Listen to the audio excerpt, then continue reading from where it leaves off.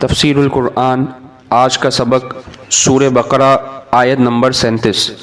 اعوذ باللہ من الشیطان الرجیم، بسم اللہ الرحمن الرحیم۔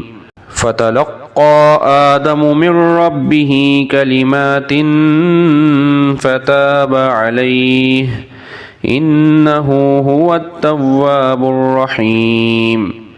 ترجمہ: پھر آدم علیہ السلام نے اپنے پروردگار سے توبہ کے کچھ الفاظ سیکھ لیے جن کے ذریعے انہوں نے توبہ مانگی، چنانچہ اللہ تعالیٰ نے ان کی توبہ قبول کر لی۔ بے شک وہ بہت معاف کرنے والا بڑا مہربان ہے۔ اس آیت مبارکہ کی تفسیر میں یہ بات لکھی ہے کہ جب آدم علیہ السلام کو اپنی غلطی کا احساس ہوا تو وہ پریشان ہو گئے، لیکن سمجھ میں نہیں آ رہا تھا کہ اللہ تعالیٰ سے کن الفاظ میں معافی مانگیں، اس لیے زبان سے کچھ نہیں نکل رہا تھا۔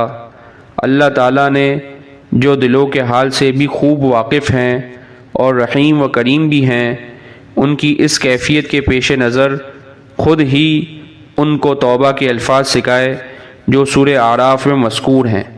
وہ الفاظ توبہ کے یہ ہیں: قال ربنا ظلمنا انفسنا وان لم تغفر لنا وترحمنا لنكونن من الخاسرین۔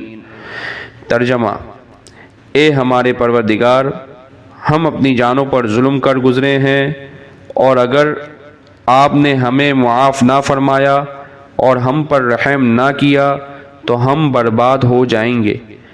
اس طرح اللہ تعالیٰ نے زمین پر بھیجنے سے پہلے انسان کو یہ تعلیم دے دی کہ جب کبھی نفسانی خواہشات یا شیطان کے بہکاوے میں آ کر اس سے کوئی گناہ سرزد ہو جائے تو اسے فوراً اللہ تعالیٰ سے توبہ کرنی چاہیے، اور اگرچہ توبہ کے لیے کوئی خاص الفاظ لازمی نہیں ہیں، بلکہ ہر وہ جملہ جس میں اپنے کیے پر ندامت اور آئندہ گناہ نہ کرنے کا ارادہ شامل ہو، اس کے ذریعے توبہ ممکن ہے۔